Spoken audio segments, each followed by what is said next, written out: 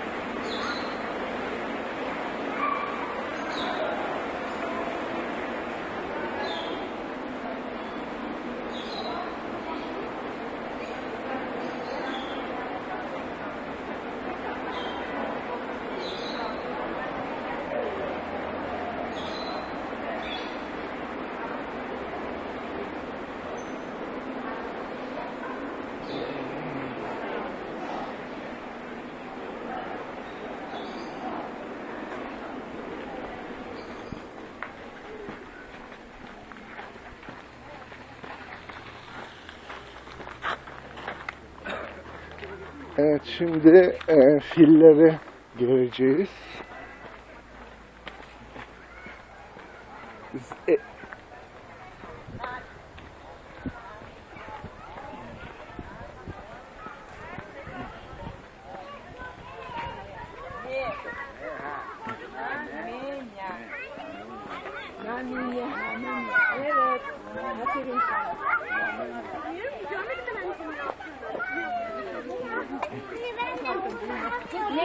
Yaşam alanları ne kadar geniş bir yer. Anne ben de bunu arıyordum. Ben de bunu arıyordum.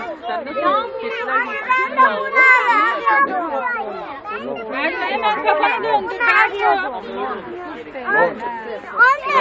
gerçekten ya. Yok gerçekten. İyi tamam çekmiyorum. Tam yağmur ormanları.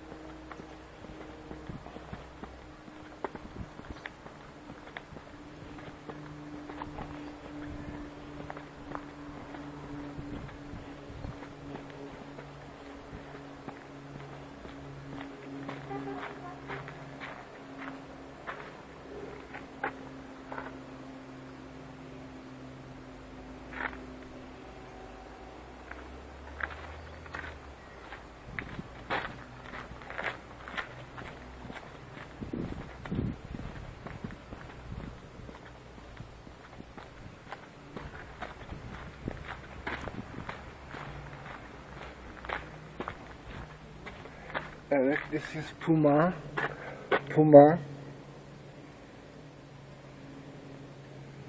Tree Puma.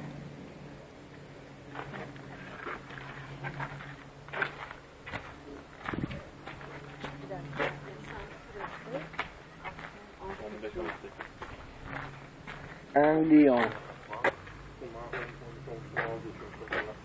11, 15 yok 10 geçiyor. En çok kapan. Şeyden ama kapandan hafif. Bakın kuma 80